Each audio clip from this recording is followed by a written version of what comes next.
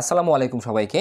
আজকে আমরা এইচএসসি হিসাব বিজ্ঞান প্রথম পত্র থেকে ব্যাংক সমন্বয় বিবরণী এই অধ্যায়ের উপর খুব সহজ করে বিভিন্ন বিশ্ববিদ্যালয়ে যে এমসিকিউগুলো বিগত সালে হয়েছিল আমরা কিছু এগুলো সলভ করব। আমরা চলো কথা না বাড়িয়ে আমরা প্রথম নৈবিত্তিকটা দেখি, আমাদের বিশ্ববিদ্যালয়ের প্রশ্নটা দেখি এখানে কি বলা আছে। এটা আমরা যেটা সলভ করবো এটা ঢাকা বিশ্ববিদ্যালয় 2021-22 সেশনের।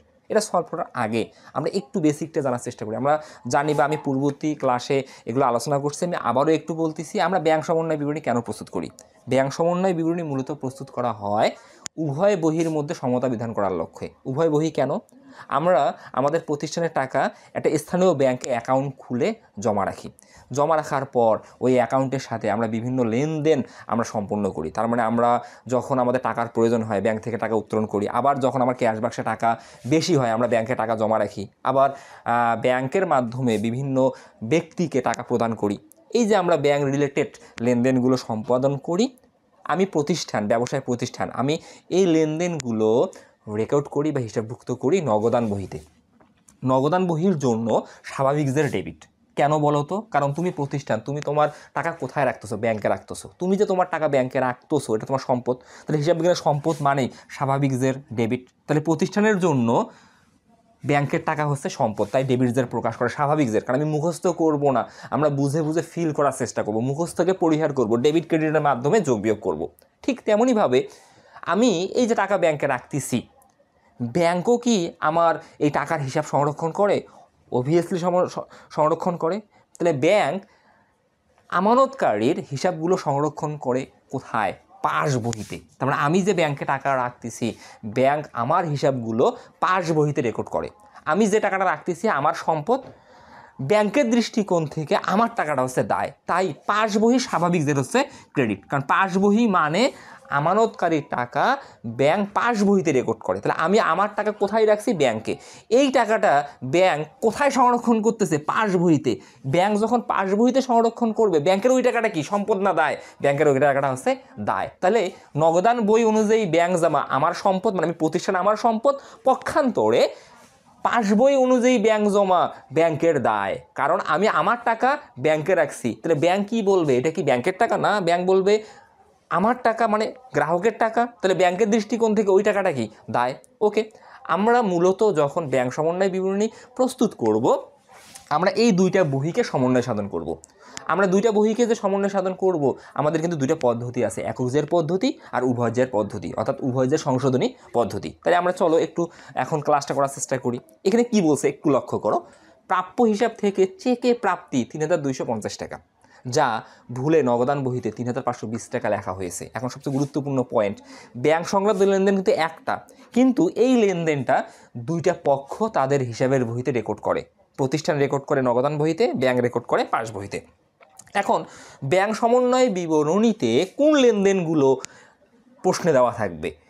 কোন লেনদেনগুলো দেওয়া থাকবে? যে লেনদেনগুলো একটা বহিতে লিপিবদ্ধ হয়েছে, অপর বহিতে লিপিবদ্ধ হয়নি, বা একটা বহিতে সঠিকভাবে লিপিবদ্ধ হয়েছে, অন্য বহিতেও লিপিবদ্ধ হয়েছে, অন্য বহিতে ভুল হয়েছে। এই লেনদেনগুলোর জন্যই মূলত আমরা ব্যাংক সমন্বয় বিবরণী প্রস্তুত করব। তাহলে আগে আমাকে লেনদেনগুলো জানতে হবে। আমি যদি লেনদেন না জানি, না বুঝি, আমি ব্যাংক সমন্বয় বিবরণী বুঝে করতে পারবো না, কারণ আমি মুখস্থকে পরিহার করবো এখানে। তাহলে একটু ভালো করে দেখো, প্রাপ্য হিসাব থেকে চেকে প্রাপ্তি 3250 টাকা। তাহলে আমি প্রাপ্য হিসাবের কাছ থেকে চেক পাইছি কত টাকার? 3250 টাকা, যা ভুলে নগদ বহিতে 3520 টাকা লেখা হয়েছে। তাহলে ভুলটা করা হয়েছে নগদ বহিতে। তাহলে তোমাকে বুঝতে হবে যে প্রাপ্য হিসাবের কাছ থেকে যে চেক পাওয়া গেছে 3250 টাকা, ব্যাংক পাস বহিতে সঠিকভাবে ক্রেডিট করছে। কারণ আমি যখন প্রাপ্য হিসাবের কাছ থেকে টাকা পাবো, আমি টাকা পেলাম মানে আমি নগদান বহিতে ডেবিট করব, কারণ প্রাপ্য হিসাবে আমাকে টাকা দিছে, আমি টাকাটা ব্যাংকের মাধ্যমে আদায় করব। কারণ প্রাপ্য হিসেবে আমাকে চেক দিছে, আমি এই চেকটা আমার ব্যাংকে জমা দেবো, আমার ব্যাংক অন্য ব্যাংকের সাথে ফান্ড ট্রান্সফার করবে। তাহলে মূল পয়েন্টটা কি? আমি প্রাপ্য হিসাবের কাছ থেকে চেক পাইছি, আমার এখানে দুইটা বই। ধরো এটা হচ্ছে আমাদের নগদান বই, আগে আমি বুঝি, এটা হচ্ছে নগদান বই, নগদান বই। এটা হচ্ছে আমাদের পাস বই, এটা হচ্ছে আমাদের পাস বই। তাহলে নগদান বই সংরক্ষণ করে কে? নগদান বই সংরক্ষণ করে হচ্ছে প্রতিষ্ঠান। তাহলে এখানে দুইটা সাইড আছে, একটা ডেবিট সাইড, একটা ক্রেডিট সাইড। পাস বই সংরক্ষণ করে কে? ব্যাংক। এখানে দুটো সাইড আছে, একটা ডেবিট, এটা ক্রেডিট, আর কোনো কিছুই না। এখানে মূল পয়েন্টটা কি, প্রাপ্য হিসাব থেকে চেকে প্রাপ্তি ৩,২৫০ টাকা। তাহলে আমি চেক পাইছি, তাহলে আমি যদি চেক পাই আমার কি করা উচিত ছিল, আমার নগদান বহিতে ডেবিট করা উচিত ছিল ৩,২৫০ টাকা, এটা করা উচিত ছিল। কিন্তু আমি ৩,২৫০ টাকা ডেবিট না করে নগদান বইয়ে ভুলে ৩,৫২০ টাকা লিখছি। তার মানে এইটা আমি না করে আমি ৩,৫২০ টাকা লিখছি। তাহলে আমি এখানে কি করছি, ডেবিট বেশি লিখছি। কত টাকা ডেবিট বেশি লিখছি একটু ভালো করে দেখো, তাহলে আমি বিয়োগ করলেই বুঝতে পারবো। তাহলে আমাদের ৩,৫২০ মাইনাস ৩,২৫০, তাহলে আমি বেশি লিখছি 270 টাকা। এই যে 270 টাকা এইখানে আমি বেশি লিখছি, মানে বেশি ডেবিট করছি। এখন নগদান বই অনুযায়ী স্বাভাবিক জের কিন্তু ডেবিট, দেখো স্বাভাবিক জের ডেবিট, আমি বেশি লিখছি কত 270 টাকা, মানে বেশি ডেবিট করছি, 270 টাকা। এখন নগদান বহিতে বেশি ডেবিট করা মানে আমি বেশি যোগ করছি, বেশি কি করছি, যোগ করছি। কত টাকা বেশি যোগ করছি, 270 টাকা। তাহলে এখন আমাকে কি করতে হবে, এখন আমাকে যে বহিতে আমি বেশি লিখছি ওই বহিতেই কমাবো। তাহলে আমি কোন বহিতে বেশি লিখছি, নগদান বহিতে বেশি লিখছি। এই দেখো স্পষ্ট আকারে নগদান বই লেখা উচিত ছিল ৩,২৫০ টাকা, কারণ আমি ফিল করব, একটু সময় লাগুক সমস্যা নেই, একটু ফিল করো। প্রাপ্য হিসেবের কাছ থেকে চেক পাইছো, কত টাকা চেক পাইছো, ৩,২৫০ টাকা। তাহলে তোমার তো লেখা উচিত ছিল নগদান বহিতে ডেবিট ৩,২৫০ টাকা। কিন্তু তুমি কি করছো, ৩,২৫০ টাকার পরিবর্তে তুমি ভুল করে লিখছো কত, এই লিখছো এইটা, এটা কিন্তু লেখো নাই, লিখছো ৩,৫২০ টাকা। তোমার লেখা উচিত ছিল কত, ৩,২৫০ টাকা। তাহলে বেশি লিখছো কত, 270 টাকা। কাকে বেশি লিখছো, ডেবিটকে। তাহলে ডেবিটকে যেহেতু বেশি লিখছো, এখন তোমাকে এটা কি করতে হবে, কমাতে হবে। হিসাব বিজ্ঞানে কমানোর জন্য কি করতে হবে, ক্রেডিট করতে হবে। ডেবিটকে ক্রেডিট করা মানে কি, বিয়োগ করা। তাহলে কত তুমি ক্রেডিট করবা, 270 টাকা। তাহলে ক্রেডিট করবা তার মানে কি, তোমার নগদান বইয়ের জেরের সাথে বিয়োগ করতে হবে। আরেকটা বিষয় তোমাকে বুঝতে হবে যে এইখানে বলা আছে নগদ বহিতে তুমি বেশি লিখছো, তার মানে পাস বহিতে তুমি ঠিকই ক্রেডিট করছো, অর্থাৎ ব্যাংক ঠিকই ক্রেডিট করছে ৩,২৫০ টাকা, মানে পাস বহির জের ঠিক আছে। তাহলে এখানে আমার উত্তরটা কি হবে, বা প্রশ্নে কি বলছে, এই ভুলটি ব্যাংক সমন্বয় বিবরণীতে কিভাবে দেখাতে হবে। তাহলে এটা সঠিক উত্তর ডিতে ছিল, সেটা হচ্ছে নগদ বই থেকে বিয়োগ হবে 270 টাকা। কেন বিয়োগ হবে আমি তোমাকে বিষয়টা একদম ফিল করালাম, এখানে মুখস্থ আমরা করব না, কারণ আমি জের বেশি দেখাইছি, নগদ টাকা বেশি দেখাইছি, তাহলে এখন আমি নগদ টাকা কমাবো, তাইলে হয়ে যাবে কিন্তু ডেবিট ক্রেডিটের মাধ্যমে। ওকে, এটা আমাদের ডান। এখন আমরা দুয়ে চলে আসবো। দুয়ে কি বলছে আমরা দেখি, পাওনাদারকে দেওয়া হলো ৩,৫২০ টাকার চেক। তাহলে আমরা এইবার পাওনাদারকে চেক দিছি, এই যে আমরা পাওনাদারকে যে চেক দিছি এইখানে আমরা এইভাবেই রাখলাম, এটা নগদান বই, এটা পাস বই, এটা সংরক্ষণ করে প্রতিষ্ঠান, এটা সংরক্ষণ করে হচ্ছে ব্যাংক। তাহলে এখন এখানে কি বলা আছে দেখি একটু, পাওনাদারকে দেওয়া হলো ৩,৫২০ টাকার চেক, ভুলে নগদ বহিতে ৩,২৫০ টাকা লেখা হয়েছে। তাহলে আমরা পাওনাদারকে চেক ইস্যু করছি, আমরা যদি কাউকে চেক দেই আমরা নগদান বহিতে ক্রেডিট করব। আবার কেউ যদি আমাকে চেক দেয়, মানে আমি যদি চেক পাই আমি নগদান বহিতে ডেবিট করব, কারণ চেক আমি পাইছি, আমি ধরে নিই আমার অ্যাকাউন্টে টাকা বাড়ছে, কারণ ধরো আমাদের এই বৃত্তটা হচ্ছে আমার অ্যাকাউন্ট, আমাকে যদি কেউ চেক দেয় তাহলে আমি ধরে নিব আমার এই অ্যাকাউন্টে টাকা বাড়ছে, তাহলে আমি নগদান বহিতে ডেবিট করব। ঠিক তেমনইভাবে আমি যদি কাউকে চেক দেই তাহলে আমার এই অ্যাকাউন্ট থেকে টাকা কমে গেছে। হিসাব বিজ্ঞানে যখন সম্পদ বাড়ে, সম্পদ বাড়লে ডেবিট হয়, হিসাব বিজ্ঞানে যখন সম্পদ কমে ক্রেডিট হয়। তাহলে তুমি কি করছো, পাওনাদারকে চেক দিছো, কত টাকা চেক দিছো, ৩,৫২০ টাকার। তাহলে লেখা উচিত ছিল কত, ক্রেডিট ৩,৫২০ টাকা, এটা লেখা উচিত ছিল। এখন তুমি এইটা ক্রেডিট করো নাই, ক্লোজ দিলাম। কি করছো তুমি ৩,৫২০ টাকার পরিবর্তে ৩,২৫০ টাকা ক্রেডিট করছো।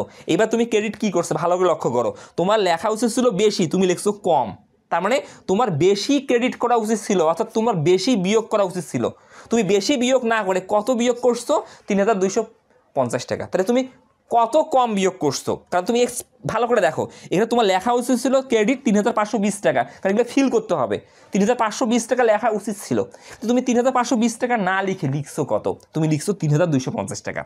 তাহলে তুমি কি লিখছো, কম লিখছো না বেশি লিখছো? তাহলে অবশ্যই সবাই অ্যান্সার দেবে স্যার আমরা কম লিখছি। কত টাকা কম লিখছি, তাহলে বিয়োগ করি ৩,৫২০ মাইনাস ৩,২৫০, তাহলে আমি কম লিখছি 270 টাকা। এই 270 টাকা আরও ক্রেডিট করা লাগবে, তুমি ক্রেডিট করো নাই। তাহলে তুমি এখানে কি করছো, নগদান বইয়ে ক্রেডিট করা মানে কি, তুমি বিয়োগ করবা। তাহলে তুমি কম বিয়োগ করছো, কত টাকা কম বিয়োগ করছো? 270 টাকা। তাহলে এটা সংশোধন করার জন্য কি করতে হবে? নগদান বহির জেরের সাথে 270 টাকা আরও বিয়োগ করতে হবে, কারণ তুমি কম বিয়োগ করছো। ওকে, তাহলে এখন তুমি উত্তর কি পাবে? এটার উত্তর পাবে যে কি বলছে, এই ভুলটি ব্যাংক সমন্বয় বিবরণীতে কিভাবে দেখাতে হবে। এটি ঢাকা বিশ্ববিদ্যালয় 2019-20 সেশনের এবং 7 কলেজের 2019-20 সেশনের। এই উত্তরটা আছে সিতে, নগদ বই থেকে বিয়োগ হবে 270 টাকা। আমি আবারও বলতেছি, খুব গুরুত্বপূর্ণ বিষয়, যে আমি পাওনাদারকে চেক ইস্যু করছি 3520 টাকার, কিন্তু আমি 3520 টাকা নগদান বইতে ক্রেডিট না করে আমি কম ক্রেডিট করছি। কত টাকা কম ক্রেডিট করছি? 3250 টাকা। তাহলে আমি ক্রেডিট করছি মানে কি? নগদান বইয়ের স্বাভাবিক জের ডেবিট, নগদান বইয়ের স্বাভাবিক জের ডেবিট। তাহলে ডেবিটে যোগ হয়, ডেবিটে ক্রেডিটে বিয়োগ হয়। তাহলে ক্রেডিট দিকে আমি কম লিখছি, তার মানে আমি কম বিয়োগ করছি। তাই সংশোধন করার জন্য কি করব? আমি আরও 720 টাকা বিয়োগ করব। ওকে ওকে। আর এইটা যদি এমন উল্টো হতো যে আমি পানাদারকে চেক দিছি কত টাকা? 3520 টাকা। ভালো কথা, চেক দিছি 3520 টাকা। এখন 3520 টাকার চেক দিয়ে ধরো তুমি কি করছো? 3820 টাকা ক্রেডিট করছো। তার মানে এবার তুমি বেশি ক্রেডিট করছো। তুমি যদি বেশি ক্রেডিট করো তখন কি করবা? এই যে 3520 টাকা চেক দিছো, ভালো কথা, তোমার ক্রেডিট করা উচিত ছিল কত? তোমার ক্রেডিট করা উচিত ছিল 3520 টাকা। এটা উচিত ছিল, কিন্তু তুমি এটা ক্রেডিট করো নাই, তুমি ক্রেডিট করছো এইটা। তারপরে এবার তুমি বেশি ক্রেডিট করছো। কত টাকা বেশি ক্রেডিট করছো? 300 টাকা। তাহলে এটা সংশোধন করার জন্য কি করতে হবে? তো তুমি যেহেতু বেশি ক্রেডিট করছো, তো তুমি এখন ডেবিট করবা 300 টাকা। মানে ভুলটা আছে এভাবে, ভুলের জন্য আরেকটা ভুল করতে হবে। তাহলে আমি ভুল করে 300 টাকা বেশি ক্রেডিট করছি, তাহলে এখন আমি এটাকে সংশোধন করার জন্য আবার ভুল করব, ভুলে সংশোধন হবে। তাহলে আমি ডেবিট করব কত টাকা? 300 টাকা। এখন নগদান বহিতে ডেবিট মানে কি? নগদান বহির স্বাভাবিক জের ডেবিট। এখন স্বাভাবিক জের ডেবিট যদি আমার লেনদেন অনুযায়ী ডেবিট হয়, এই ডেবিট হওয়া অর্থ যোগ করা। মানে স্বাভাবিক জের যেটা হবে সেটা হলে যোগ, স্বাভাবিক জের যেটা হবে তার অপোজিট হলে বিয়োগ। তাহলে স্বাভাবিক জের যেহেতু ডেবিট, এখন ওই লেনদেনটার জন্য ডেবিট করব, তাহলে অ্যাকাউন্টিংয়ে ডেবিটে যোগ করবো। এটা খুব গুরুত্বপূর্ণ। তো স্বাভাবিক জের যেটা সেটাই হলে যোগ হবে। তাহলে যেহেতু আমাকে ডেবিট করতে হবে, তাহলে তখন অ্যান্সারটা হবে নগদান বইয়ের সাথে 300 টাকা যোগ করতে হবে। ওকে, এটা আমাদের ডান। এবার আমরা নেক্সট পরেরটা আসবো, 3 নম্বর। 3 নম্বর কি বলছে দেখো, মুন কোম্পানি তার দেনাদার থেকে 675 টাকার একটি চেক সংগ্রহ করে। তাহলে মুন কোম্পানি দেনাদার অর্থাৎ প্রাপ্য হিসাবের কাছ থেকে 675 টাকার একটা চেক পাইছে, করে ব্যাংকে জমা দেয়। লেনদেনটি মুন কোম্পানি সঠিকভাবে লিপিবদ্ধ করলেও ব্যাংক ভুলবশত 576 টাকা লিপিবদ্ধ করে। এখন মূল পয়েন্টটাই আমরা আসি, আবার এখানে আমরা আসি। তাহলে মুন কোম্পানি কি করছে? 675 টাকার একটি চেক পাইছে, পেয়ে মুন কোম্পানি তার নগদান বহিতে 675 টাকায় লিখছে। তাহলে আমরা কি জানি? আমরা যখন কারো কাছ থেকে চেক পাবো, আমরা নগদান বহিতে ডেবিট করব। তাহলে মুন কোম্পানি নগদান বহিতে ডেবিট করছে 675 টাকা। এখন তুমি যা নগদান বহিতে ডেবিট করবা, ব্যাংকটা পাস বহিতে ক্রেডিট করবে। মূল পয়েন্টটা হচ্ছে এটা, কারণ নগদান বহির সাথে পাস বহির সম্পর্ক বিপরীতমুখী। কারণ আমি যেহেতু চেক পাইছি, তার মানে আমি ধরে নিছি এটা আমার অ্যাকাউন্ট, এই সার্কেলে আমার প্লাস হয়েছে। তাহলে আমার যেটা প্লাস হয় মানে আমার সম্পদ বাড়ে। আমার যদি সম্পদ বাড়ে, ব্যাংকের দায় বাড়ে। তাহলে চেক যেহেতু পাইছি, তাহলে আমি নগদান বহিতে ডেবিট করব। ঠিক তেমনইভাবে পক্ষান্তরে ব্যাংক এটাকে ক্রেডিট করবে। তাহলে ব্যাংক কী করছে? 675 টাকা ক্রেডিট করে নাই। যদি 675 টাকা ক্রেডিট করতো, তাহলে কিন্তু এটা ব্যাংক সমন্বয় বিবরণীতে আসতো না, কারণ এটা ব্যাংক সমন্বয় বিবরণীর লেনদেন না। দুইটা বহিতে সঠিক লেখা হয়েছে। প্রবলেমটা এখানে কী দাঁড়াইছে? 675 টাকা ব্যাংক ক্রেডিট না করে ব্যাংক ভুল করে 576 টাকা ক্রেডিট করছে। ভালো করে দেখো, ব্যাংক কত টাকা ক্রেডিট করছে? 576 টাকা ক্রেডিট করছে। ভালো করে বোঝো, এটা একদম ইজি, ফিল করতে হবে। তাহলে আমি চেক পাইছি কত টাকা? 675 টাকা। পেয়ে ব্যাংকও এই চেকের টাকাটা আদায় করছে না, ব্যাংকও টাকাটা বাড়াইছে। তাহলে ব্যাংক 675 টাকা ক্রেডিট করে নাই। ব্যাংক বাড়াইছে ঠিক আছে, কিন্তু 675 টাকা ক্রেডিট করে না করে ব্যাংক ভুল করে কত টাকা ক্রেডিট করছে? 576 টাকা। তাহলে ব্যাংক কত টাকা কম ক্রেডিট করছে? এটা কিন্তু ক্রেডিট করছে, কত টাকা কম ক্রেডিট করছে? এই দেখো, 675 মাইনাস 500 তোমার হচ্ছে 76। তাহলে ব্যাংক কম ক্রেডিট করছে 99 টাকা। এই যে এটা কিন্তু কম ক্রেডিট করছে। তাহলে এখন কি করতে হবে? আমাদের প্রশ্নটা কি? তাহলে ব্যাংক সমন্বয় বিবরণী প্রস্তুত কালে উক্ত ভুলের জন্য কি করতে হবে? একদম ইজি, পাস বহির জেরের সাথে যোগ করতে হবে 99 টাকা। কারণ আমি তোমাকে কি বলছি? নগদান বইয়ের স্বাভাবিক জের ডেবিট, নগদান বইয়ের স্বাভাবিক জের ডেবিট, পাস বইয়ের স্বাভাবিক জের কি? ক্রেডিট। আর এই পাস বইয়ের স্বাভাবিক জের যদি ক্রেডিট হয়, এখন যোগ বিয়োগের সিস্টেমটা কি? হিসাব বিজ্ঞানে ডেবিটে যোগ হয়, হিসাব বিজ্ঞানে ক্রেডিটে যোগ হয়। এটা খুব ইজি একটা বিষয়, একটু ফিল করো বুঝতে পারবা। তাহলে হিসাব বিজ্ঞানে ডেবিটে ডেবিটে যোগ হয়, হিসাব বিজ্ঞানে ক্রেডিটে ক্রেডিটে যোগ হয়। তাহলে পাস বইয়ের স্বাভাবিক জের কি? ডেবিট। এখন এই লেনদেনটা আসলে কোন দিকে লিখতে হবে? ক্রেডিট দিকে লিখতে হবে। কত টাকা? 99 টাকা, কারণ 99 টাকা তুমি ক্রেডিট দিকে কম লিখছো, এখন 99 টাকা ক্রেডিট করতে হবে। তাহলে পাস বইয়ের স্বাভাবিক জের যদি ক্রেডিট হয়, ক্রেডিট দিকেই 99 টাকা লিখবা, তাহলে ক্রেডিটে ক্রেডিটে যোগ হবে। তাহলে পাস বইয়ের জেরের সাথে 99 টাকা কী করতে হবে? যোগ করতে হবে। তাহলে এই অ্যান্সারটা কোথায় আছে আমরা দেখি। এই অ্যান্সারটা এতে ছিল, পাস বইয়ের জেরের সাথে 99 টাকা যোগ করতে হবে। এই যে ডেবিট ক্রেডিটের মাধ্যমে যোগ বিয়োগের বিষয়টা একদম ইজি বিষয় কিন্তু। ওকে, এটা কিন্তু 7 কলেজের প্রশ্ন, 22 সেশনের। এখন আমরা 4-এ চলে আসি। ক্যাশ বই অনুযায়ী ব্যালেন্স 2900 টাকা, ইস্যুকৃত কিন্তু অনুপস্থিত চেক 800 টাকা, ব্যাংক কর্তৃক আদায়কৃত বিল 2200 টাকা, জমাকৃত কিন্তু অমর্যাদাকৃত চেক 3090 টাকা হলে পাস বইয়ের ব্যালেন্স কত? এখন একটা জিনিস ভালো করে উল্লেখ কর, দেখো প্রশ্ন ভালো করে দেখো। ক্যাশ বই অনুযায়ী ব্যালেন্স দেওয়া আছে, এই ক্যাশ বই বলতে নগদান বই অনুযায়ী ব্যালেন্স দেওয়া আছে। এখন নগদান বই অনুযায়ী ব্যালেন্স দেওয়া থেকে তোমাকে কিন্তু পাস বই অনুযায়ী ব্যালেন্স বের করতে বলছে। তার মানে এটা কিন্তু একক জের পদ্ধতি। একক জের পদ্ধতিতে আমার একটা বহির জের দেওয়া থেকে অন্য বহির জের নির্ণয় করতে বলে। ওকে, তাহলে একক বহির জেরের জন্য আমাদের আর 2টা বহি লাগবে না। এখানে মূল বিষয়টা কি, আমাদের এখানে দেখো পাস বহি অনুযায়ী ব্যালেন্স দেওয়া আছে 2900 টাকা। তাহলে এটা পাস বহি অনুযায়ী ব্যালেন্স, পাস বহি মানে নগদান বহি। এখন নগদান বহির স্বাভাবিক জের কি? নগদান বইয়ের স্বাভাবিক জের কিন্তু হচ্ছে ডেবিট। তাহলে আমি বলতে পারি নগদান বই অনুযায়ী যে ব্যালেন্স দেওয়া আছে 2900 টাকা, এটা হচ্ছে আমাদের ডেবিট ব্যালেন্স। 2900 টাকা হচ্ছে আমাদের ডেবিট। এখন আমরা সব লেনদেনগুলোই এখানে রেকর্ড করব, সেটা 2টা বহি অনুযায়ী। যদি ডেবিট হয় ডেবিটে ডেবিটে যোগ করব, যদি ক্রেডিট হয় আমি ডেবিটে ক্রেডিটে বিয়োগ করব। তাহলে এখন আমরা একে একে লেনদেনগুলো দেখি। এখন আমরা এখানে পার্টিশন দিই, ধরো এটা হচ্ছে আমাদের নগদান বই, এটা হচ্ছে আমাদের পাস বই। তাহলে এখানে কি বলছে একটু আমরা লক্ষ্য করি। আমরা কিন্তু নগদান বই অনুযায়ী ডেবিট জেটটা নিলাম। এখন আমাদের লেনদেনগুলো যে দেওয়া আছে, ইস্যুকৃত কিন্তু অনুপস্থিত চেক। ইস্যুকৃত মানে আমি চেক কাউকে দিছি, কত টাকা চেক দিছি? 800 টাকা। আমি যখন চেক দিই, এটা নগদান বই, এটা হচ্ছে পাস বই। এটা আমি দিলাম, এখানে দিলাম আমি ডেবিট, এখানে দিলাম আমি ক্রেডিট, এখানে দিলাম আমি ডেবিট, এখানে দিলাম আমি ক্রেডিট, বুঝার জন্য। তাহলে আমি চেক ইস্যু করছি কত টাকা? 800 টাকা। আমরা যখন চেক দেই প্রতিষ্ঠান, আমি ধরে নিই আমার ব্যাংক থেকে টাকা চলে গেছে, তাহলে আমি নগদান বইতে ক্রেডিট করি। কত টাকা ক্রেডিট করলাম? 800 টাকা। আর আমি যাকে 800 টাকা চেক দিছি, সে ওই মাসে বা ওই নির্দিষ্ট তারিখের মধ্যে আমার ব্যাংকে চেকটা উপস্থাপন করেনি। তাহলে আমার ব্যাংকে যেহেতু চেকটা উপস্থাপন করেনি, তাহলে ব্যাংক কি পাস বইতে ওটা ডেবিট করবে? কারণ আমি যেটা ক্রেডিট করি, ব্যাংক তো ওটা ডেবিট করে। তো অবশ্যই ব্যাংক পাস বইতে ওটা ডেবিট করে নাই, এটা করে নাই মানে ক্রস দিলাম, ডেবিট করে নাই। এখন যে বইতেই হোক না কেন, যেটা করা হয় নাই ব্যাংক সমন্বয় বিবরণীতে সেটা লিখতে হবে। তাহলে পাস বইতে কি করে নাই? ডেবিট করে নাই। আমি কি ডেবিট দ্বারা শুরু করছি? হ্যাঁ, ডেবিট দ্বারা শুরু করছি। তাই আমি 800 টাকা এখন যোগ করব। তাহলে যোগ হবে 800, এই যে ডেবিট, এটা কারণ ডেবিটে যোগ, একদম ইজি। তাহলে এটা কিন্তু আসলে পাস বইতে লেখা হয় নাই, এটা হচ্ছে আমাদের বকেয়া চেক। এটা কি আমাদের বকেয়া চেক। ওকে ওকে, তারপরে কি বলছে? ব্যাংক কর্তৃক আদায়কৃত বিল 2200 টাকা। তাহলে ব্যাংক কর্তৃক আদায়কৃত বিল তোমাকে বুঝে নিতে হবে এই লেনদেনগুলো একটা বইতে লেখছো আরেকটা বইতে লেখো নাই। আবার যদি 2টা বইতেই লেখো, একটা বইতে সঠিক লিখছো আরেকটা বইতে ভুল লিখছো। তাহলে ব্যাংক কর্তৃক আদায়কৃত বিল 2200 টাকা। তাহলে ব্যাংক কর্তৃক আদায়কৃত বিল বলতে ব্যাংক আমার হয়ে আমার অ্যাকাউন্টে 2200 টাকার বিল আদায় করছে, তার মানে আমার ব্যাংক অ্যাকাউন্টকে বাড়াইছে। তাহলে ব্যাংক যদি আমার অ্যাকাউন্টকে বাড়ায়, ব্যাংক পাস বইতে ওটা ক্রেডিট করবে, কারণ আমার টাকা ব্যাংকের জন্য দায়। তাহলে ব্যাংক আমার হয়ে কত টাকা আদায় করছে? 2200 টাকা। তাহলে 2200 টাকার জন্য আমার অ্যাকাউন্ট বাড়ছে, মানে ব্যাংক পাস বইতে ক্রেডিট করছে 2200 টাকা। ওকে, এটা আমাদের হয়ে গেছে ডান।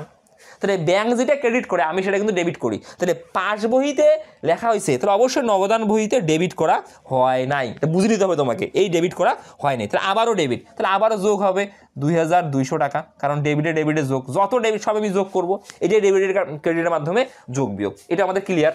জমাকৃত কিন্তু অমর্যাদাকৃত চেক 3090 টাকা, এটা তোমাকে একটু বুঝতে হবে। জমাকৃত বলতে আমি কারো কাছ থেকে চেক পাইছি, আমি যার কাছ থেকে চেক পাইছি, চেক পাওয়ার সঙ্গে সঙ্গে আমি নগদান বইতে ডেবিট করছি 3900 টাকা, কিন্তু এই চেকটা প্রত্যাখ্যান হয়েছে।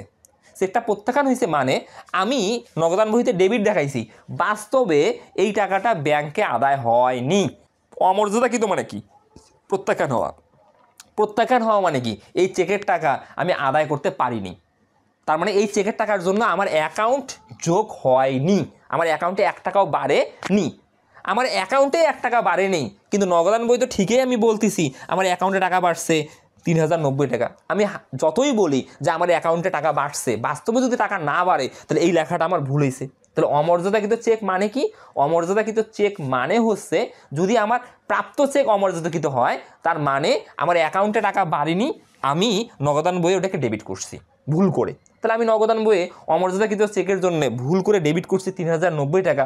তাহলে সংশোধন করার জন্য কী করতে হবে? ওই নগদান বইতেই ক্রেডিট করতে হবে 3090 টাকা। তখন ডেবিটে ক্রেডিটে কাটা গিয়ে ব্যালেন্সটা মিলে যাবে, মানে শূন্য হয়ে যাবে, ভুলটা সংশোধন হয়ে যাবে। তাহলে আমি এখন তাহলে ওই অমর্যাদাকৃত চেকের জন্য কী করি নি? আমি নগদান বইতে ক্রেডিট করি নি। এই দেখো ক্রেডিট করি নি, তাহলে আমি ডেবিট দ্বারা অঙ্ক শুরু করছি, তাহলে আমি ক্রেডিট করি নি মানে আমি বিয়োগ করি নি। তাহলে বিয়োগ হবে কত টাকা?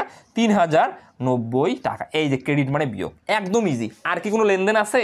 তাহলে পাস বহির ব্যালেন্স কত? আমি এখন এইটাকে যোগ বিয়োগ করলেই পাস বহির আমি ব্যালেন্স পেয়ে যাবো, একদম সহজ। তাহলে এখন দেখি আমরা 2900 যোগ 800 যোগ 2200 মাইনাস করব 3090। তাহলে পাস বহির জের হচ্ছে 2810 টাকা। এটা কিন্তু হচ্ছে পাস বহির জের। এটা উত্তরটা আমাদের ছিল, এখানে যে অপশনগুলো দেওয়া ছিল এটা জাহাঙ্গীরনগর বিশ্ববিদ্যালয়ের, আসলে এটা ভুল হয়েছে, 19-20 সেশনের এবং রাজশাহী বিশ্ববিদ্যালয়ের 8-9 সেশনের প্রশ্ন।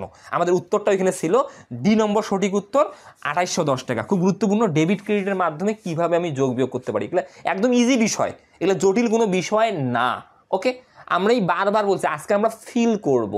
যদি তোমাদের বুঝতে সমস্যা হয় অবশ্যই তোমরা কমেন্টে জানাবা, ইনশাল্লাহ আমি রিপ্লাই দেওয়ার চেষ্টা করব।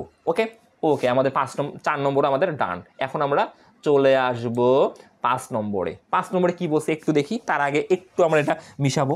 আমরা এখন 5 নম্বরটা দেখব। 5 নম্বরে কী বললো? 5 নম্বর বলছে একটি কোম্পানির ব্যাংক জমা 1951 টাকা 20 পয়সা, নগদান বহির জের 1869 টাকা 60 পয়সা। তার মানে একটি কোম্পানির এটা ব্যাংক জমা বলতে এটা কিন্তু আসলে পাস বহি মোতাবেক, পাস বহি মোতাবেক 1951 টাকা 20 পয়সা, নগদান বহি মোতাবেক জেরটা কিন্তু গরমিল আছে 1869 টাকা 60 পয়সা গরমিল আছে। কেন গরমিল হইলো? এই লেনদেনগুলো আমার দিয়ে দিছে, পরিবহনাধীন জমা দেওয়া আছে, বকেয়া চেক আছে, তারপরে এরএসএফ চেক আছে এবং সার্ভিস চার্জ আছে। এখন তোমাকে বলছে সঠিক নগদান জের কত। এখন তুমি ইন্টারেস্টিং একটা বিষয় দেখো, এটা কিন্তু আর সনাতন পদ্ধতি না, তারপরে এটা একক জের পদ্ধতি না, এটা উভয় জের পদ্ধতি। এখন উভয় জের পদ্ধতির ক্ষেত্রে তোমাকে কার সঠিক জের নির্ণয় করতে বলছে? এখানে নগদান জের কত, তারপরে নগদান বহির সঠিক জের নির্ণয় করতে বলছে।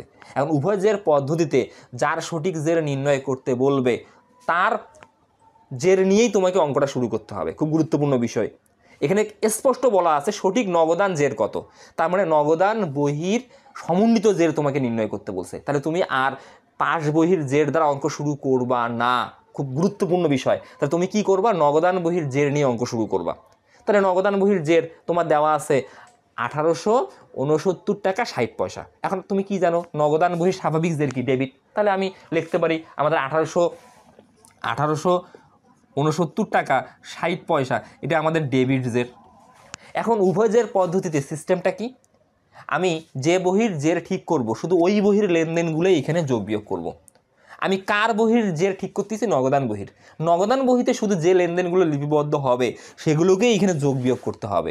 পাস বহির লেনদেন যেগুলা লিপিবদ্ধ হবে সেগুলো এখানে আসবে না, শুধুমাত্র নগদান বহিতে যেগুলো লিপিবদ্ধ এখন হবে সেগুলো এখানে আনবো, অন্য কোনো লেনদেন এখানে আনবো না। পাস বহির কোনো লেনদেন আমি এখানে আনবো না, এটা খুব গুরুত্বপূর্ণ বিষয়। আবার যদি আমি পাস বহির জের দ্বারা অঙ্ক শুরু করি, শুধুমাত্র পাস বহির লেনদেনগুলো এখানে আনবো, নগদান বহির লেনদেন আনবো না। এখন আমরা দেখি একটা একটা করে। তাহলে আমরা নগদান বহির ডেবিট জের দ্বারা অঙ্ক শুরু করলাম। এখন প্রশ্ন, এখানে তো লেখা নেই ডেবিট জের, এই যে আমি উপরে লিখে রাখছি নগদান বহির স্বাভাবিক জের ডেবিট, পাস বহির স্বাভাবিক জের ক্রেডিট। খুব গুরুত্বপূর্ণ বিষয়। ওকে, এটা আমরা বুঝলাম। এখন আমরা আসি যে নগদান বহির কী কী লেনদেনগুলো এখানে আমি লিপিবদ্ধ করব। পরিবহনাধীন জমা 271 টাকা 20 পয়সা। পরিবহনাধীন জমা মানে কি? পরিবহনাধীন জমা মানে আমাদের হচ্ছে প্রাপ্ত চেক, আমাদের প্রাপ্ত চেক। তাই আমরা কারো কাছে চেক পাইছি, মানে এটা নগদান বহিতে ডেবিট করছি, নগদান বহিতে ডেবিট করছি, কিন্তু ওই চেকটা এখনও ব্যাংকে উপস্থাপিত হয়নি বা জমা দিছি আমি, ব্যাংক এখন ওই চেকের টাকাটা আদায় করেনি। তাহলে আমি নগদান বইতে ডেবিট করছি, ব্যাংক পাস বইতে ক্রেডিট করেনি। পরিবহনের জমা মানে আমি নগদান বইতে ডেবিট করছি, ব্যাংক পাস বইতে ক্রেডিট করেনি। এটা পাস বইয়ের লেনদেন, কারণ পাস বইতে লেখা হয়নি মানে এখন পাস বইতে যাবে, এটা এখানে আমি লিখবো না, বাতিল। আমি বলছি শুধু নগদান বইয়ের লেনদেনগুলো এখানে লিখবো। বকেয়া চেক 427 টাকা 80 পয়সা। বকেয়া চেক মানে কি? আমি চেক ইস্যু করছি, মানে কি আমি নগদান বইতে ক্রেডিট করছি, ব্যাংক পাস বইতে ডেবিট করে নেই। তাহলে এই লেনদেনটা আমার এখানে আসবে না উভয়ের পদ্ধতির কারণে। উভয়ের পদ্ধতিতে মানে শুধু নগদান বই, যে আমি নগদান বই রিলেটেড লেনদেনগুলো এখানে লিখবো, তাহলে এটা লিখবো না। ওকে। এনএসএফ চেক মানে কি? এনএসএফ চেক মানে আমি কারো কাছ থেকে চেক পাইছি, চেক পেয়ে আমি নগদান বইতে ডেবিট করছি, কারণ নগদান বই ডেবিট, নগদান বই ক্রেডিট। আমি কারো কাছ থেকে চেক পাইছি 61 টাকা 20 পয়সার, পেয়ে নগদান বইতে ডেবিট করছি। এই চেকটা আদায়ের জন্য ব্যাংকে জমা দিছি। আমার ব্যাংক এই চেকটা আদায়ের জন্য যার চেকটা পাইছিলাম ওই ব্যাংকের সাথে যোগাযোগ করছে বা ওই ব্যাংকে চেকটা প্রেরণ করছে, ওই ব্যাংক ওটাকে সিল মেরে দিছে এনএসএফ, নট সাফিসিয়েন্ট ফান্ড, মানে পর্যাপ্ত পরিমাণ টাকা না থাকার কারণে এই চেকটা প্রত্যাখ্যান হয়েছে। তাহলে যেহেতু এই চেকটা প্রত্যাখ্যান হয়েছে, তখন ব্যাংক কী করছে? এই চেকটার জন্য ব্যাংক একবার পাস বইকে ক্রেডিট করছিল, এনএসএফের কারণে পাস বইকে ডেবিট করছে। মানে ব্যাংকের লেনদেনটা কিন্তু এটা সঠিক হয়ে গেছে, একবার ভুল করে ক্রেডিট করছে, আবার ভুলটাকে সংশোধন করার জন্য ডেবিট করছে। কিন্তু আমি শুরুতে যে ডেবিট করে রাখছিলাম এনএসএফ চেক, এটা এনএসএফ চেকের জন্য আমি নগদান বইতে ডেবিট করছি। পরবর্তীতে এনএসএফ হওয়ার কারণে আমি এখনও নগদান বইতে ক্রেডিট করিনি। তবে আমি নগদান বইতে ডেবিট করছি, কিন্তু ওই ভুলটাকে সংশোধন করার জন্য এখনও আমি নগদান বইতে ক্রেডিট করি নাই। তবে এটা নগদান বইতে লেখি নাই। এখন আমি নগদান বইতে লিখবো, তাহলে নগদান বই কোন দিকে লিখবো? ক্রেডিট দিকে। এখন আমি তো ডেবিট দ্বারা শুরু করছি, ক্রেডিট মানে কি? আমি বিয়োগ করব। কত টাকা বিয়োগ করব? আমি 61 টাকা 20 পয়সা ক্রেডিট করব। এই ক্রেডিট মানে বিয়োগ, এই বিয়োগ এনে যে সাইনও দিলাম, এখানে আমি মাইনাস সাইনও দিলাম, এখানে আমি জিরো সাইনও দিলাম, মানে ক্রেডিটটাই ক্রেডিট সাইন দিলাম। ওকে। সার্ভিস চার্জ 13 টাকা 80 পয়সা। এই সার্ভিস চার্জ মানে কি? সার্ভিস চার্জ মানে ব্যাংক এটি পাস বইতে ডেবিট করছে, কারণ এটা হচ্ছে ডেবিট মেমোরেন্ডাম, ডেবিট মেমো। ওকে। ব্যাংক এটা কি করছে? পাস বইতে ডেবিট করছে। ব্যাংক ডেবিট করছে, আমি প্রতিষ্ঠান আমি নগদান বইতে কি করে নিই? ক্রেডিট করি নেই। তাহলে আমি এখন এটা ক্রেডিট করব, কারণ আমি ক্রেডিট করি নেই। তাহলে ক্রেডিট মানে কি? আবারও মাইনাস করব। তাহলে কত টাকা মাইনাস করব? 13 টাকা 80 পয়সা। এই যে 13 টাকা 80 পয়সা, এই ক্রেডিট করব। ক্রেডিট মানে মাইনাস। আর আমাদের কোনো লেনদেন নেই, পরিবহনাধীন চেক এখানে বসলো না, বকেয়া চেক এখানে বসলো না, শুধুমাত্র নগদান বইতে যে লেনদেনগুলো লিপিবদ্ধ হয়নি সেগুলো এখানে বসালাম। তাহলে এখন আমি নগদান বই সঠিক জের পাবো। তাহলে আমি 1869.60 মাইনাস 61.20 মাইনাস 13.80, আমি যদি বিয়োগ করি আমি সঠিক জের পাবো 1794.6। এটা হচ্ছে আমাদের ডেবিট জের। ওকে। তাহলে আমাদের এই অ্যান্সারটা ছিল, এই দেখো এতে যে 1794 টাকা 60 পয়সা, এটা হচ্ছে আমাদের ডেবিট জের, নগদান বই অনুযায়ী সঠিক জের। ওকে। এখন 6 দেখবো। পাস বই অনুযায়ী ব্যাংক জের 4500 টাকা। এটা পাস বই অনুযায়ী, ভালো করে বুঝো, পাস বই অনুযায়ী ব্যাংক জের 4500 টাকা। ব্যাংক সমন্বয় বিবরণীতে সমন্বয়ের বিষয়গুলো হলো দেনাদার কর্তৃক সরাসরি ব্যাংকে জমা, প্রতিমূর্তে জমা, বকেয়া চেক, সার্ভিস চার্জ, সমন্বিত সঠিক ব্যাংক জের কত। এই সবচেয়ে গুরুত্বপূর্ণ বিষয়। যখন তোমাকে সমন্বিত বা সঠিক ব্যাংক জের নির্ণয় করতে বলবে, তোমাকে বুঝতে হবে এটা উভয় জের পদ্ধতি। ওকে। এখন উভয় জের পদ্ধতির বিষয়টা হচ্ছে, প্রশ্নের শুরুতে যে বহির জের দেওয়া থাকবে শেষেও সেই বহির জের নির্ণয় করতে বলবে। তাহলে পাস বই অনুযায়ী ব্যাংক জমা ছিল। এখন আমি তোমাকে কি বললাম যে নগদান বই অনুযায়ী ব্যাংক জমা এর স্বাভাবিক জের ডেবিট, পাস বই অনুযায়ী ব্যাংক জমা এর স্বাভাবিক জের ক্রেডিট। তাহলে পাস বই অনুযায়ী ব্যাংক জমা কত ছিল? 4500 টাকা। তাহলে 4500 টাকা আমি লিখলাম, এটা পাস বই অনুযায়ী। তাহলে পাস বই অনুযায়ী হওয়ার কারণে এটা কিন্তু ক্রেডিট। ওকে। এখন আমরা সমন্বিত বা সঠিক ব্যাংক জের বলতে উভয় জের পদ্ধতি বুঝি। আর উভয় জের পদ্ধতি মানে কি? আমি যে বহির যেটা ঠিক করব, শুধু ওই বহিতে যে লেনদেনগুলো লিপিবদ্ধ হবে সেগুলো নিয়ে আমরা ব্যাংক সমন্বয় বিবরণী প্রস্তুত করব। এটা আমাকে বুঝতে হবে। তো যেহেতু পাস বহির যে ঠিক করব, পাস বহিতে যে লেনদেনগুলো লিপিবদ্ধ এখানে হবে শুধু সেগুলাই লিখব, অন্যটা লিখব না। ওকে। এখন আমার প্রথমেই কি বলছে দেখো, দেনাদার কর্তৃক সরাসরি ব্যাংকে জমা 1500 টাকা। তাহলে দেনাদার কর্তৃক সরাসরি জমা কিন্তু 1500 টাকা, প্রতিমূর্তে জমা 2500 টাকা। এখন এই যে দেনাদার কর্তৃক সরাসরি ব্যাংকে জমা যে 1500 টাকা, এটা অলরেডি কিন্তু আমি পাস বইতে লিখছি, কারণ যেটা পাস বইতে লিখে ফেলছি সেটা আর লেখা যাবে না। কারণ দেনাদার কর্তৃক সরাসরি ব্যাংকে জমা 1500 টাকা, এটা পাস বইতে ক্রেডিট হয়েছে, এই লেনদেনটা এইখানে কেন আছে, ব্যাংক সমন্বয় বিবরণীর জন্য এইখানে কেন আছে? কারণ নগদান বইতে ডেবিট করা হয়নি। কারণ ব্যাংক সমন্বয় বিবরণীতে কোন লেনদেনগুলো থাকে? যে লেনদেনগুলো একটা বইতে লেখা হয়েছে অন্য বইতে লেখা হয় নাই, বা যে লেনদেনগুলো একটা বইতে সঠিক লেখা হয়েছে অন্য বইতে ভুল লেখা হয়েছে, এই লেনদেনগুলোই শুধুমাত্র এই অধ্যায়ে থাকবে, ব্যাংক সমন্বয় বিবরণী থাকবে। তাহলে দেনাদার কর্তৃক সরাসরি ব্যাংকে জমা 1,500 টাকা মানে কি? ব্যাংক এটাকে ক্রেডিট করছে পাস বইতে, তাহলে প্রতিষ্ঠান কী করেনি? ডেবিট করে নেই। তো এটা নগদান বহির লেনদেন, এটা পাস বইতে বসবে না। কারণ আমি যে আধুনিক পদ্ধতি অর্থাৎ উভয়ের পদ্ধতিতে অঙ্ক করতেছি, আমি এটা বসাবো না। প্রতিমধ্যে জমা মানে কি? প্রতিমধ্যে জমা মানে আমি কারো কাছ থেকে চেক পাইছি, নগদান বইতে ডেবিট করছি, নগদান বইতে ডেবিট করছি, তার মানে এটা অলরেডি নগদান বইতে ডেবিট হয়ে গেছে। নগদান বইতে ডেবিট হয়েছে কত টাকা? 2500 টাকা। এখন নগদান বইতে 2500 টাকা ডেবিট করে এই চেকটা আদায়ের জন্য আমি আমার ব্যাংকে প্রেরণ করছি, আমার ব্যাংক এখনও এই চেকটা আদায় করেনি, তার মানে আমার ব্যাংক ক্রেডিট করেনি। তাহলে আমার ব্যাংক ক্রেডিট করেনি মানে পাস বইতে ক্রেডিট লেখা হয়নি। যেটা পাস বইতে লেখা হয়নি সেটাই শুধু আমি এখানে লিখবো, অন্য কোনো লেনদেন এখানে লিখবো না। তাহলে প্রতিমধ্যে জমা 2500 টাকা আসলে নগদান বইতে ডেবিট হয়েছে, পাস বইতে ক্রেডিট হয়নি। তাহলে পাস বই লেনদেনগুলো এখানে লিখবো। তাহলে পাস বইতে কী হয়নি? ক্রেডিট হয়নি। তাহলে আমি ক্রেডিট দ্বারা অঙ্ক শুরু করছি, তাহলে ক্রেডিটে ক্রেডিটে কী হবে? যোগ হবে। কত টাকা ক্রেডিট হয় নাই? 2500 টাকা। এই যে ক্রেডিট, আমি এখানে যোগ বিয়োগ চিহ্ন দিলাম, আমি ডেবিট ক্রেডিট দ্বারাও আমরা বুঝতেছি যে আমি যোগ করবো এটা। ওকে। বকেয়া চেক, বকেয়া চেক মানে কি? ইস্যুকৃত চেক। তুমি কাউকে চেক প্রদান করছো যাতে তোমার ব্যাংক থেকে সে চেকের টাকাটা ভাঙিয়ে নিয়ে যায়। তুমি যখন কাউকে চেক দাও, তুমি নগদান বহিতে ক্রেডিট করো। তুমি ধরে নাও তোমার অ্যাকাউন্ট কমে গেছে, তুমি নগদান বহিতে ক্রেডিট করো। এখন বকেয়া চেক মানে কি?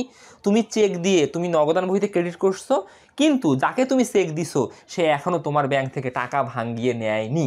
যেহেতু এই চেকটা এখনও ব্যাংকে উপস্থাপিত হয়নি, তাই তোমার অ্যাকাউন্ট এটা ডেবিট হয়নি পাস বইতে। তার মানে পাস বইতে এই লেনদেনটা লিপিবদ্ধ হয়নি।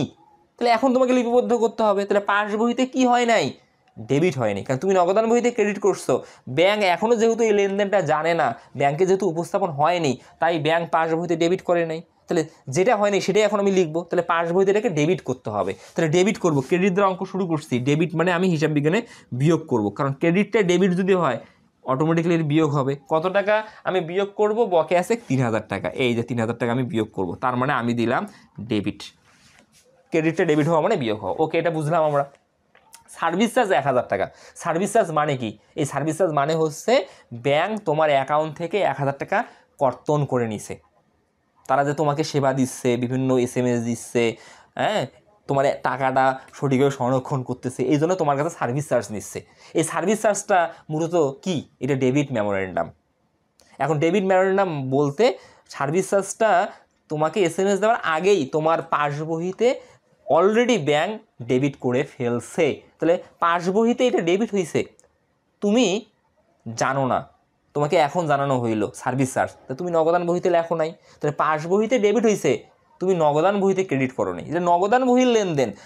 উভয়ের পদ্ধতিতে পাস বহিতে শুধু পাস বহির লেনদেন যেটা লেখা হয়নি সেটা লিখতে হবে, যেটা অলরেডি লেখা হয়েছে সেটা লেখা যাবে না। তাহলে এইটা কি করছো? সার্ভিস চার্জটা পাস বহিতে তুমি অলরেডি ডেবিট করছো, এটা কোথায় লেখো নাই? নগদান বহিতে ক্রেডিট করো নাই। এই লেনদেনটা এখানে বসবে না। তাহলে উভয়ের পদ্ধতির মূল বিষয়টা এটা, সব লেনদেনকে বসানো যাবে না।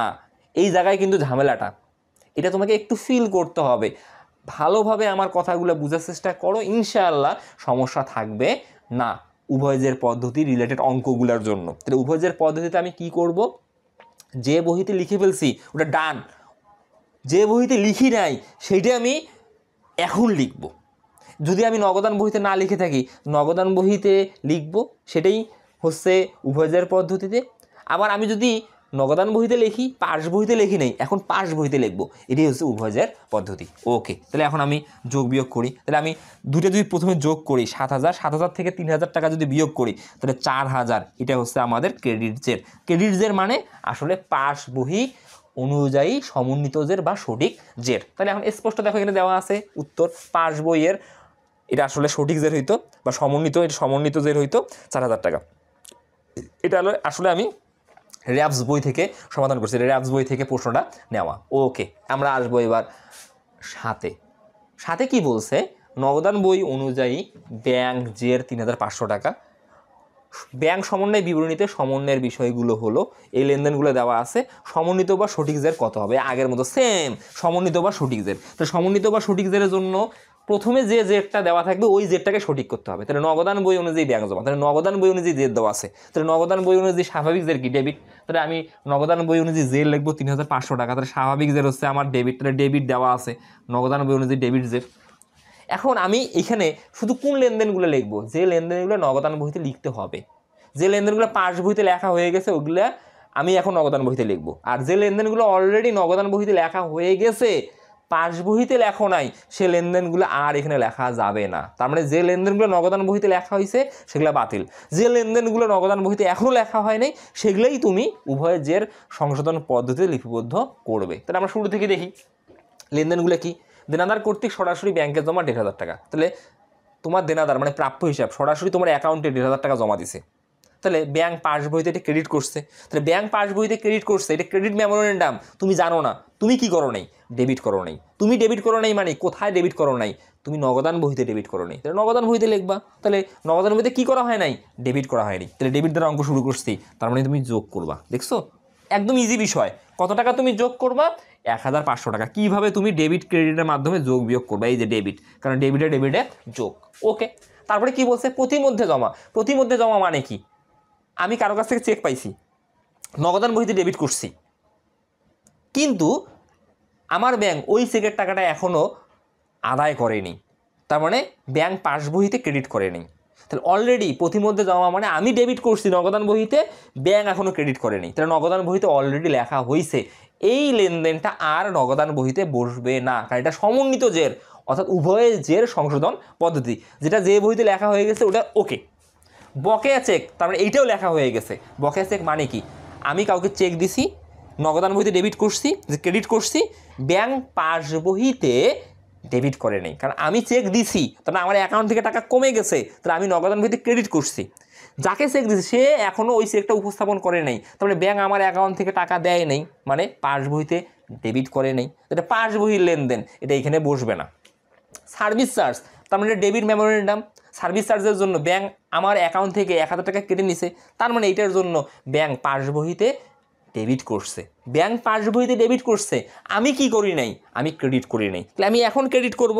তাহলে ক্রেডিট করব মানে কি, ডেবিট দ্বারা অঙ্ক শুরু করছি, ক্রেডিট করব মানে বিয়োগ করব। কত টাকা আমি ক্রেডিট করব, 1,000 টাকা, একদম ইজি বিষয়। ওকে, তাহলে ক্রেডিট করব। এখন আমি সমন্বিত জের বের করি, তাহলে এখানে হচ্ছে 4 5,000, 5,000 থেকে 1,000 বিয়োগ করলে 4,000, তার মানে আমার নগদান বই মোতাবেক সঠিক বা সমন্বিত জের 4,000 টাকা ডেবিট, 4,000 টাকা ডেবিট, একদম সহজ। ওকে, তাহলে আমাদের উত্তরটা হবে নগদান বইয়ের সমন্বিত জের 4,000 টাকা, একদম ইজি। ওকে, এবার আমরা নেক্সট 8 নম্বরে চলে আসি এবং সর্বশেষ প্রশ্ন, ব্যাংক নীলকরণ বিবরণী তৈরির পূর্বে নগদান বইয়ের জের 3,000 টাকা। তাহলে ব্যাংক নীলকরণ বিবরণী তৈরির পূর্বে মানে ব্যাংক সমন্বয় বিবরণীর পূর্বে নগদান বহির জের, আর নগদান বহির জের দেওয়া থেকে পাস বহির জের নির্ণয় করতে বলছে, এটাকে আমরা বলতেছি একক জের পদ্ধতি। এবার কিন্তু একক জের পদ্ধতি। ওকে, আর একক জের পদ্ধতিতে কি হয়, সব লেনদেনগুলোকেই লিপিবদ্ধ করতে হয়। ওকে, তাহলে আমরা কোন বহির জের দ্বারা অঙ্ক শুরু করব, আমরা এখানে নগদান বহির জের দ্বারা অঙ্ক শুরু করব, এবং আমরা কোন বহির জের নির্ণয় করব, পাস বহির জের নির্ণয় করব। তাহলে নগদান বই মোতাবেক যে জেরটা বাইর করব, নগদান বই মানেই হচ্ছে ডেবিট জের, তাহলে কত টাকা নগদান বই মোতাবেক, 3,000 টাকা, তাহলে আমি 3,000 টাকা ডেবিট দ্বারা অঙ্ক শুরু করব। এই যে ডেবিট দ্বারা অঙ্ক শুরু করলাম, তাহলে আমি দুইটা পার্টিশন নেই, এটা হচ্ছে পাস বই, পাস বইয়ে আছে ডেবিট ক্রেডিট, এটা হচ্ছে পাস বুক। ওকে, তারপরে এটা হচ্ছে আমাদের ক্যাশ বুক মানে নগদান বই, এখানে ডেবিট করলাম, এখানে হচ্ছে ক্রেডিট করলাম, এটা প্রতিষ্ঠান সংরক্ষণ করে, এটা ব্যাংক সংরক্ষণ করে। এখন আমরা একে একে লেনদেনগুলো আসি। প্রথমেই যে লেনদেন দিছে, দেনাদার কর্তৃক সরাসরি ব্যাংকে জমা 1,000 টাকা, তাহলে দেনাদার কর্তৃক ব্যাংকে জমা সরাসরি, এটা ক্রেডিট মেমোরেন্ডাম, তাহলে ব্যাংক পাস বইতে ক্রেডিট করছে 1,000 টাকা, কারণ যেহেতু দেনাদার সরাসরি আমার ব্যাংকে জমা দিয়েছে, তাহলে আমার ব্যাংকে টাকা বাড়ছে, তাহলে ব্যাংক পাস বইতে আমার অ্যাকাউন্টে ক্রেডিট করছে। আমি জানি না যেহেতু ক্রেডিট মেমোরেন্ডাম, তাহলে আমি কি করি নাই, ব্যাংক যেটা ডেবিট করে আমি সেটা, ব্যাংক যেটা ক্রেডিট করে আমি সেটা ডেবিট করি, তাহলে আমি ডেবিট করি নাই, তাহলে এখন ডেবিট করতে হবে 1,000 টাকা। এখন যেটা করতে হবে সেটাই হচ্ছে প্রকৃত জের, তাহলে এখন কি করতে হবে, ডেবিট করতে হবে। আমি কি দ্বারা অঙ্ক শুরু করছি, ডেবিট দ্বারা, তো ডেবিট যোগ করবো, তাহলে যোগ হবে আমার 1,000, কারণ আমি ডেবিট করি নাই, তার মানে ডেবিট মানে যোগ। এখন কোন বইতে ডেবিট করবো, নট এ ম্যাটার, সেটা পাস বই হোক আর নগদান বই হোক, ডেবিট মানি যোগ করবো, ক্রেডিট মানি বিয়োগ করবো। ওকে, তারপরে এটা হচ্ছে একক জের পদ্ধতি। তারপরে কি বলা আছে, প্রতিমধ্যে জমা 400 টাকা। প্রতিমধ্যে জমা মানে কি, আমি কার কাছ থেকে চেক পাইছি, এই চেকটা আদায়ের জন্য আমার ব্যাংকে জমা দিছি, আমার ব্যাংক ওই টাকাটা এখন আদায় করে নেই, তাহলে আমি কারো কাছে চেক পাইছি, আমি নগদান বইতে ডেবিট করছি 400 টাকা, এটা অলরেডি করা হয়ে গেছে, ব্যাংক কি করে নেই, ক্রেডিট করে নেই, এই 400 টাকা ব্যাংক ক্রেডিট করে নাই, ক্রোজ দিলাম মানে ব্যাংক ক্রেডিট করে নাই। এখন কোন বহি, নট এ ম্যাটার, কি করে নেই, ক্রেডিট করে নেই, কি জের দ্বারা অঙ্ক শুরু করছি, ডেবিট, ক্রেডিট করে নেই মানে এখন ক্রেডিট হবে, তার মানে মাইনাস 400 টাকা। তাহলে একক জের পদ্ধতিতে ডেবিট ক্রেডিট ম্যাটার, বহি ম্যাটার না। ওকে ওকে, তারপরে আমাদের কি বলা আছে, বকেয়া চেক। বকেয়া চেক মানে কি, আমি কাউকে চেক দিছি, আমি যদি কাউকে চেক দেই, আমি নগদান বহিতে ক্রেডিট করি, তাহলে আমি এটা ক্রেডিট করছি, নগদান বহিতে ক্রেডিট করছি, কিন্তু যাকে আমি চেক দিছি ওই সময়ের মধ্যে সে ওই চেকটা আমার ব্যাংকে উপস্থাপন করে নাই, তাহলে আমার ব্যাংক ওটা ডেবিট করে নাই, আমার ব্যাংক ডেবিট করে নাই, তাহলে আমার ব্যাংক ডেবিট করে নেই, আর আমি নগদান বহিতে ডেবিট করে নেই না ব্যাংকে ডেবিট করে নাই, এটা নট এ ম্যাটার, ডেবিট হয়নি, এটা হচ্ছে ম্যাটার। তাহলে আমি ডেবিট দ্বারা অঙ্ক শুরু করছি, ডেবিটে যোগ করবো, এই যে যোগ করব 500 টাকা, কোন বহি এটা ম্যাটার না, এটা সাইনটা হচ্ছে ম্যাটার। ওকে ওকে, তারপরে কি বলা আছে, সার্ভিস চার্জ 300 টাকা। সার্ভিস চার্জ মানে কি, সার্ভিস চার্জ মানে হচ্ছে এটা debit memorandum, service charge bank কেটে নেয়, তাহলে ব্যাংক কেটে নেয় মানে কি, পাস বইতে ব্যাংক ডেবিট করছে, কত টাকা ডেবিট করছে, 300 টাকা, মানে এটা ডেবিট হয়েছে, যেটা টিক চিহ্ন হয়েছে, তাহলে ব্যাংক ডেবিট করছে, আমি কি করি নাই, 300 টাকা ক্রেডিট করি নাই, তাহলে এখন ক্রেডিট করব, তাহলে ক্রেডিট করব মানে আমি মাইনাস করব 300 টাকা, মাইনাস করবো, ক্রেডিট করবো মানে মাইনাস করবো 300 টাকা, কারণ ডেবিট দ্বারা অঙ্ক শুরু করছি, ক্রেডিটে মাইনাস হবে, আর কোনো লেনদেন নাই। এখন আমি এইটা থেকে আমরা আসলে পাস বহি জের পাবো, তাহলে ডেবিটগুলো যোগ করি, তাহলে এইটা যোগ হবে, এইটা যোগ হবে, এটা যোগ হবে, টিক চিহ্নগুলো যোগ হবে, তাহলে 3000 এক 4000 আর 500, তাহলে 4500 টাকা, 4500 টাকা কিন্তু ডেবিট, এটা যোগ হলো, এই যে বক্সটা হচ্ছে ক্রেডিট মানে বিয়োগ হবে, 700 টাকা বিয়োগ হবে, ক্রেডিট হচ্ছে বিয়োগ, তাহলে বিয়োগ করলাম, তাহলে আমাদের জের হচ্ছে 3800 টাকা, কি জের হচ্ছে এখন 3800 টাকা। এই 3800 টাকা কি, পাস বহি অনুযায়ী জের, এই দেখো পাস বহির জের হচ্ছে 3800 টাকা, আর এই পাস বহি অনুযায়ী জের বের হলো, এটা কিন্তু পাস বহি অনুযায়ী ব্যাংক জমাতিরিক্ত, এটা বুঝতে হবে তোমাকে, পাস বহি অনুযায়ী ব্যাংক জমাতিরিক্ত।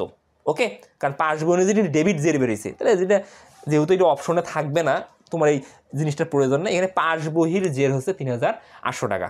আর আজকে আমাদের কোনো প্রশ্ন নাই, আজকে এই পর্যন্ত, তোমরা ভালো থাকবে, সুস্থ থাকবে, আর যদি ব্যাংক সমন্বয় বিবরণী রিলেটেড কোনো সমস্যা থেকে থাকে ইনশাআল্লাহ তোমরা কমেন্টে জানাবে, আমি অ্যান্সার দেওয়ার চেষ্টা করব। যদি ক্লাসটা ভালো লেগে থাকে অবশ্যই তোমরা শেয়ার করতে ভুলবে না। আল্লাহ হাফেজ, আসসালামু আলাইকুম সবাইকে।